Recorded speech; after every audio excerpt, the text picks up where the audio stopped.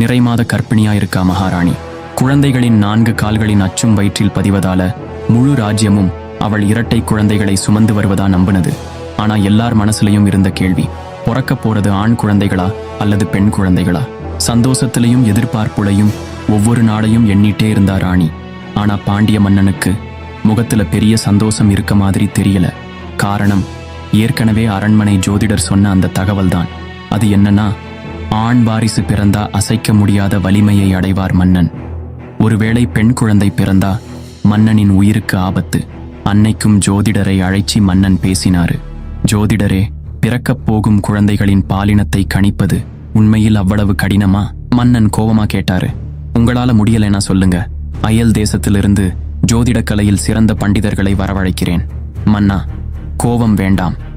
எப்பேற்பட்ட சாஸ்திர வல்லுநராய் இருந்தாலும் இரட்டை குழந்தைகளின் பாலினத்தை ஜோதிடத்தில் கணிப்பது அவ்வளவு சுலபமில்லை. நான் ஏற்கனவே குறித்து கொடுத்த நாள்படி ஆடி மாத தேய்பிறை பஞ்சமி திதியில் குழந்தைகள் பிறந்தால்தான் தெரியும். மன்னன் கடுமையான முகத்தோட எழுந்து போனாரு. அந்த நாளும் வந்தது. பிரசவ வேதனையில் துடித்த ராணி இரட்டை குழந்தைகளை பெற்றெடுத்து மயங்கினா. பெரிய ஆவலோடையும் பதற்றத்தோடையும் மன்னன் தன்னோட காவலாளியையும் கூட்டிட்டு அந்த குழந்தைகளை போய் பார்த்தாரு.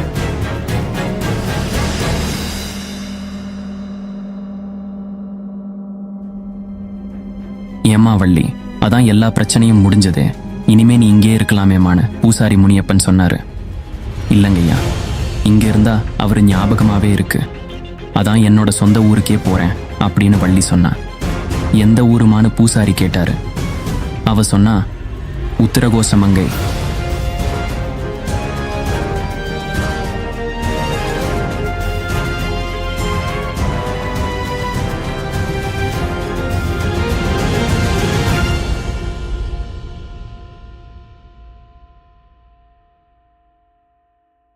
கதைக்குள் வரலாறு என்ற வகையில் நம் தெய்வங்களின் அவதாரங்களையும் கிராமத்து காவல் தெய்வங்களின் வாய்மொழி கதைகளையும் தொடர்ந்து பல பதிவுகள்ல பார்த்துட்டு வரோம். அதுபோல இந்த வார பதிவில் உத்தரகோச மங்கையில் சுயம்புவாய் வீற்றிருக்கும் அன்னை மங்கை மாகாளி என்ற ஆதி வாராகி அம்மன் அவதரித்த வரலாற்றை பார்க்கலாம். ஏற்கனவே பல்லூர் வாராகி அம்மனின் வரலாற்றை பதிவேற்றம் செய்திருக்கோம். அதை பார்க்காதவங்க டிஸ்கிரிப்ஷன்ல லிங்க் இருக்கு பாருங்க. ஏன்னா அதன் தொடர்ச்சி பதிவுதான் இது. இந்த வீடியோவை பார்த்துட்டும் அதை பார்க்கலாம். மறக்காம இந்த வீடியோவுக்கு ஒரு லைக் பண்ணிட்டு, நீங்க இன்னும் நம்ம சேனலுக்கு சப்ஸ்கிரைப் பண்ணலைன்னா சப்ஸ்கிரைப் பண்ணிக்கோங்க. நான் உங்கள் லிங்கா, இது உங்கள் மௌனமதியில். வாங்க கதைக்குள்ள போகலாம். குதிரை வண்டியில போயிட்டு இருந்த போது, அம்மா ஏம்மா அந்த ஊருக்கு நம்ம இப்ப போறோம்? உத்தரகோசமங்கைன்னு நீ சொன்ன உடனே அந்த பஞ்சமி தேவியோட சொந்த ஊரே அதுதான்னு பூசாரி சொன்னாரே, எப்படிம்மா அப்படின்னு செல்லம்மா கேட்டா. வள்ளி உத்தரகோசமங்கை பத்தி குழந்தைகள் கிட்ட சொன்னா. காதல் கடவுளாகிய மன்மதன் சிவபெருமான் மீது 5 மலர்கள் கொண்ட அம்பினை எய்தான். தவம் கலைந்த சிவன் காமனை எரித்தார். அந்த சாம்பலில் இருந்து தோன்றியவன்தான் பண்டாசுரன் என்ற அசுரன். இவன் சிவனை குறித்து தவம் செய்து பல வரங்களை பெற்றான். சிவனின் அருள் பெற்று மூவுலகையும் ஆட்டி படைத்தான். இவனுடைய வாரிசுகள்தான் சண்டன், முண்டன், விஷங்கன், விசுக்கிரன், இன்னும் பலர். வழக்கம் போல தேவாசுர போர் நடந்தது. அசுரர்களை அழிக்க லலிதா திரிபுர சுந்தரி என்ற ஸ்ரீ ராஜராஜேஸ்வரி தோன்றினாள். இவள் பாசம், அங்குசம் இவற்றினை மேலிரு கைகளிலும், மலரம்பு, கரும்புவில் இவற்றினை கீழிரு கைகளிலும் தாங்கிய வண்ணம் தோன்றினாள். பண்டாசுரனையும் மற்ற அரக்கர்களையும் கொன்று குவிக்க உறுதி பூண்டாள். அன்னை ஸ்ரீ ராஜராஜேஸ்வரி அசுரர்களை எதிர்த்து போர் செய்ய போர்ப்படைகளை தம் உடலில் இருந்து தோன்றுவித்தாள். கரும்பு வில்லில் இருந்து ஷியாமலாதேவி என்ற ராஜமாதங்கியையும் 5 மலர்கள் கொண்ட கணைகளில் இருந்து தண்டநாதா என்ற வாராகியையும் தோன்றுவித்தாள். அம்பிகையின் பாசத்தில் இருந்து அஸ்வரூடா என்ற குதிரைக்காரியையும், அங்குசத்தில் இருந்து சம்பத்கரி என்ற தேவியையும் தோன்றுவித்தாள். இப்போரில் தேர்ப்படை மற்றும் காலாட்படைக்கு தலைமை தாங்கி வழிநடத்தினாள் அன்னை ஸ்ரீவாராகி. சம்பத்கரி எனும் தேவதை யானைப்படை தலைவியாக இருந்து போர் புரிந்தாள். குதிரைப்படைக்கு தலைவியாக குதிரைக்காரி என்ற அஸ்வரூடா போர் புரிந்தாள். இது பிரம்ம புராணத்தில் லலிதா சகஸ்ரநாமத்தில் இருந்து பெறப்பட்டது. இவ்வாறு அன்னை வாராகியின் அவதாரம் நிகழ்ந்தது அப்படின்னு வள்ளி தன்னோட குழந்தைகள் கிட்ட அந்த புராணத்தை சொன்னா.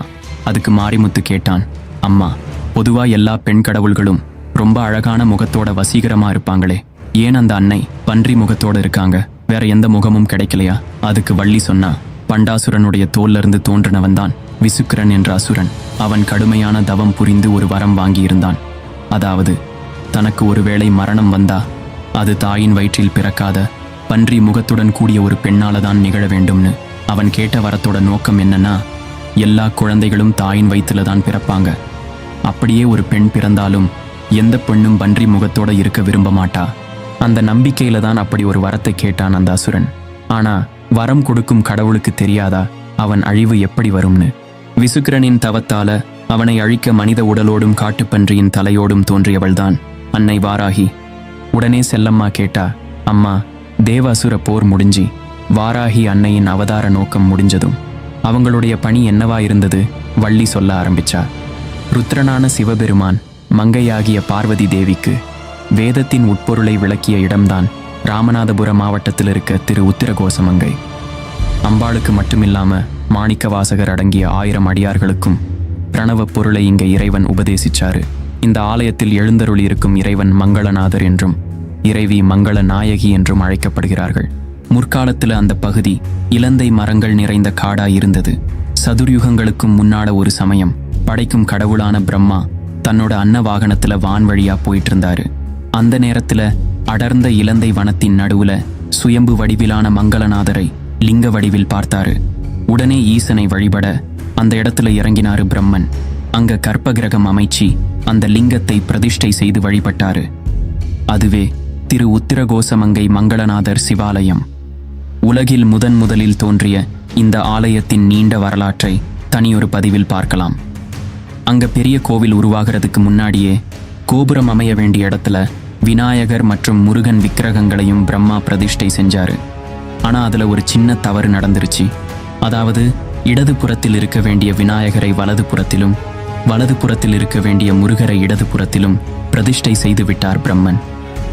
கடவுளே செய்தாலும் தவறுதானே, செய்த பிழைக்கு என்ன பரிகாரம் என்று வேண்டி நின்ற பிரம்மாவிடம் ஈசன் திரு உத்தரகோசமங்கையில் நானுரையும் இந்த ஆலயத்தின் அருகே சப்தமாதர்களுள் ஒருவரான வாராகி தேவி என் காவல் தெய்வமாய் சுயம்புருவாய் எழுந்தருளியுள்ளார். அவளை வழிபட்டு பிராயசித்தம் தேடிக்கொள் என்று கட்டளையிட்டார். ஈசன் சொன்ன மாதிரியே அங்க சுயம்புவாய் எழுந்தருளிய ஆதி வாராகிக்கு பிரம்மா மூலாலயம் அமைத்து வழிபட்டு நிவர்த்தி பெற்றார். பிரம்மனுக்கே பிராயச்சித்தம் வழங்கிய அன்னைதான் வாராகி தேவி. அதன்படி அன்னையின் அவதார நோக்கம் முடிஞ்சதும் உத்தரகோசமங்கை மங்களநாதரின் எல்லை காவல் தெய்வமா மங்கை மாகாளியா இருந்து எல்லாரையும் காப்பாத்தி வரான்னு வள்ளி தன்னோட குழந்தைகள் கிட்ட சொன்னா. நீ சாமியே கும்பிடாம இருந்தியே, இந்த கதையெல்லாம் உனக்கு எப்படிமா தெரிஞ்சதுன்னு சொல்லி கேட்டா. அதுக்கு சிரிச்சிட்டே எல்லாத்தையும் பூசாரி கிட்ட கேட்டு தெரிஞ்சுக்கிட்டதா வள்ளி சொன்னா. சரிம்மா, அந்த ஊர்ல நமக்காக யாரு இருக்கா, நீ ஏன் அங்கிருந்து இந்த ஊருக்கு வந்த அப்படின்னு செல்லம்மா கேட்டா. வள்ளி அவளோட இளமை கால நினைவுகளை நினைச்சு பார்த்தா. இவ்வளவு நேரம் புன்முறுவலோடு இருந்த அவ முகத்துல இப்ப கொஞ்சம் பீதி நிறைஞ்சிருந்தது. தேவி மகாத்மியம். அன்னை ஆதிபராசக்தி சும்ப நிசும்பர்களையும் இரத்த பீஜனையும் வதம் செய்தபோது அவளுக்கு துணையாய் நின்ற போர் தளபதிதான் வாராகி தேவி என்று போற்றுகிறது. அவளை தேவியின் படைத்தளபதியாகவே லலிதோபாக்கியானமும் எடுத்துரைக்கிறது. விசுக்கிரன் என்ற அசுரனை வாராகி தனித்து நின்று வதம் செய்ததையும் பார்த்தோம். தேவ அசுர போர் முடிஞ்சி உத்திரகோசமங்கையின் காவல் தெய்வமாக இருந்த அன்னை வாராகி தேவியின் மூலாலயம் மண்ணுள் புதையுண்டது. பாண்டிய மன்னன் ஒருவரின் கனவில் தோன்றி தான் புதையுண்ட இடத்தை தெரிவித்த அன்னை தனக்கு கோவில் எழுப்பவும் ஆணையிட்டாள். கோவில் எழுப்பி பல மன்னர்கள் அன்னையின் ஆசியுடன் நல்லாட்சி செய்தனர். நூற்றாண்டுகள் பல கடந்தது. ராமநாதபுர சமஸ்தானம் பாண்டிய குறுநில மன்னர்களின் ஆட்சிக்கு உட்பட்டிருந்த காலம் அது. மன்னர் இளந்திரைய பாண்டியன் மற்றும் அவரோட மனைவி கற்பகவல்லி பல காலம் புத்திர பாக்கியம் இல்லாம தவிச்சிட்டு இருந்தாங்க. மன்னன் இளந்திரையன் போர் தேவதையான வாராகியின் அருளை பெற முயலாம ஜோதிட சாஸ்திரங்களில் உள்ள குறுக்கு வழிகளையும் தாந்திரீக வழிகளிலும் வெற்றியை பெற முயற்சி செஞ்சான். ஆனாலும் மகாராணியின் பக்தியால அன்னை மகாவாராகியின் ஆசியோட அவங்களுக்கு இரட்டை குழந்தைகள் பிறந்தது. பெண் குழந்தை பிறந்தா மன்னனுக்கு ஆபத்துன்னு ஜோதிடர்கள் எச்சரித்து இருந்ததால மன்னர் பதற்றமா இருந்தாரு. ஆணும் பெண்ணுமாக 2 குழந்தைகள் பிறந்தாங்க. அந்த இரவு பெண் குழந்தைய மட்டும் தூக்கிட்டு தன்னோட காவலாளியோட காட்டுக்குள்ள போனாரு மன்னன். போறதுக்கு முன்ன பிரசவம் பார்த்த மருத்துவச்சி உட்பட பணிப்பெண்கள் எல்லாரையும் நாடு கடத்திட்டாரு. மன்னர் குதிரையில முன்ன போக கூடவே காவலாளி மாரப்பன் பின்னாடி போனாரு. ஒரு குறிப்பிட்ட இடத்துல நிறுத்தி குழந்தைய கொன்று புதைக்குமாறு மாரப்பன் கிட்ட ஆணையிட்டாரு மன்னன். ஆனா மாரப்பன் கொஞ்சம் தயங்க மன்னர் யோசிக்காம ஒரே வீச்சுல அந்த குழந்தையின் அழுகையை நிறுத்தினாரு. இந்த பாவத்துக்கு நம்மளும் துணை போறோமேன்னு கவலையோட குழந்தையின் உடலை புதைத்தாரு மாரப்பன். வந்த வேலை முடிஞ்சதும் மன்னர் அரண்மனைக்கும் மாரப்பன் தன்னோட வீட்டுக்கும் திரும்பினாங்க. காற்று வேகமா வீச ஆரம்பிச்சது. மன்னர் அந்த காட்டை கடந்து வந்துட்டு இருந்த போது கொஞ்சம் தொலைவுல ஒரு எருமைக்கிடா தனியா நிக்கிறத பார்த்தாரு. சிலை மாறி உறைஞ்சி நின்னாரு. வீட்டுக்கு போன மாரப்பனுக்கு ஒரு அதிர்ச்சி செய்தி காத்திருந்தது. அவரோட மனைவிக்கும் அந்த இரவுதான் ஒரு பெண் குழந்தை பிறந்தது.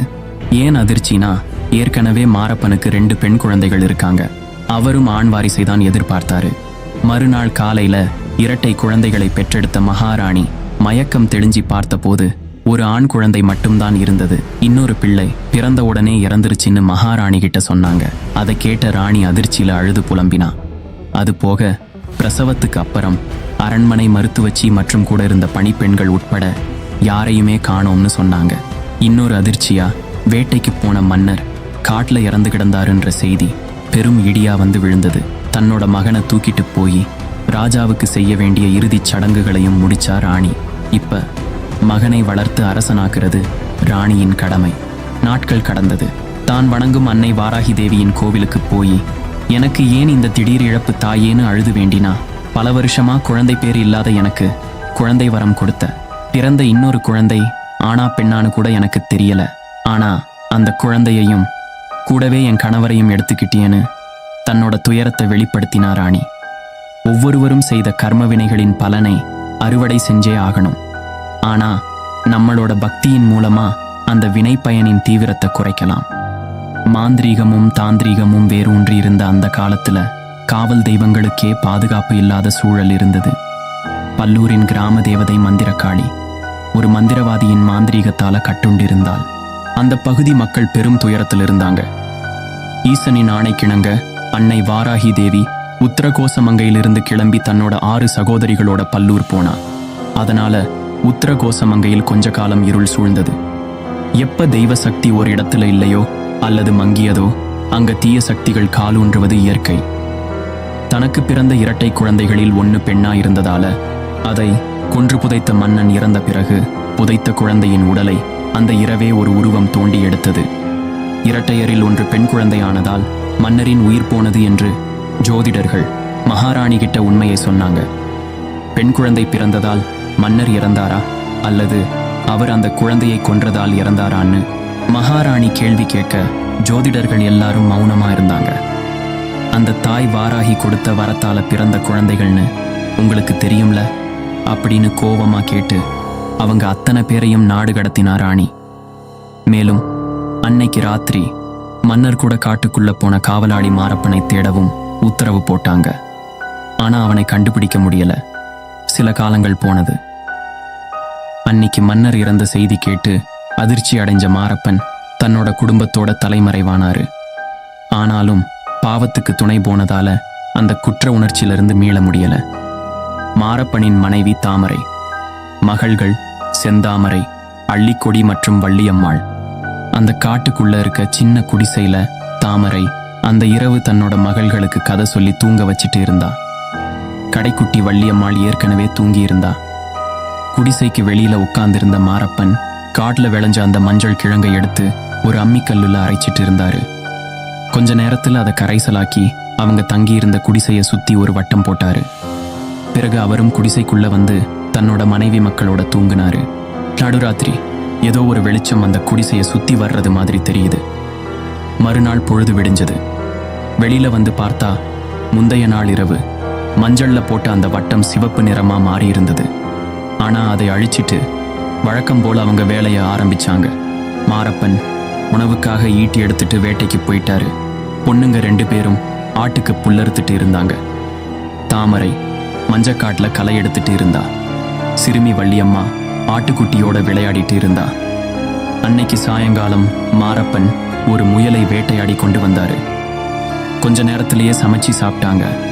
மறுபடியும் சூரியன் மறையும் நேரம் அந்த மஞ்சக்காட்டுல இருந்து ஒரு கிழங்கை எடுத்துட்டு வந்த மாரப்பன் அதை அரைக்க ஆரம்பிச்சாரு. மஞ்சள்ல குடிசையை சுத்தி வட்டம் போட்டு மறுபடியும் தூங்க போனாங்க. இப்படியே அவங்களோட அன்றாட வாழ்க்கை வெளியுலகத்தோட எந்த தொடர்பும் இல்லாம காடும் விவசாயமும் வேட்டையுமா போனது. செந்தாமரையும் அள்ளிக்கொடியும் பருவ பெண்ணா வளர்ந்தாங்க.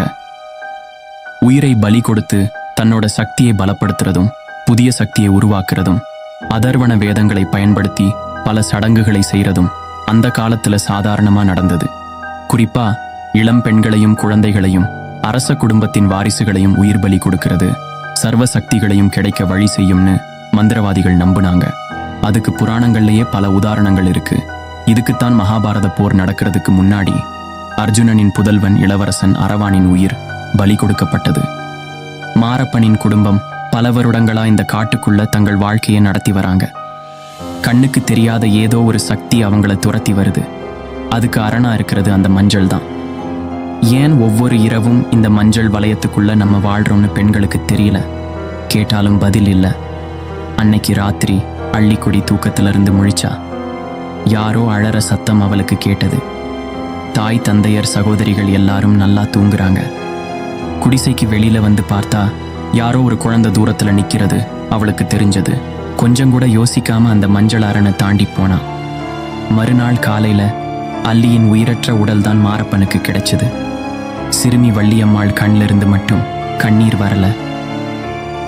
தன்னோட குழந்தை பருவத்துல நடந்த நிகழ்வுகளை நினைச்சு பார்த்துட்டு தன் குழந்தைகளை கூட்டிட்டு உத்தரகோசமங்கைக்கு வள்ளி போயிட்டு இருந்தா. அம்மா, அங்க நமக்காக யார் இருக்காங்கன்னு மாரிமுத்து வள்ளி கிட்ட திரும்பவும் கேட்டான். தெரியலப்பான்னு வள்ளி பதில் சொன்னா. மாரப்பனின் குடும்பம் என்னானது? வள்ளி எப்படி அந்த காட்டிலிருந்து தப்பிச்சு வந்தா? எப்படி குப்பனை திருமணம் செஞ்சு பல்லூர் போனா? உத்திரகோசமங்கை மகாவாராகியின் மஞ்சள் அற்புதங்களோட மேலும் பல மர்மங்களோட தொடர்ந்து அடுத்த பதிவில் பார்க்கலாம். நீங்க இன்னும் பல்லூர் வாராகி அம்மனின் 2 பதிவுகளையும் பார்க்கலைனா கீழே இருக்க லிங்க்ல பாருங்க. மௌனமதிலுடன் இணைந்திருங்கள். நன்றி.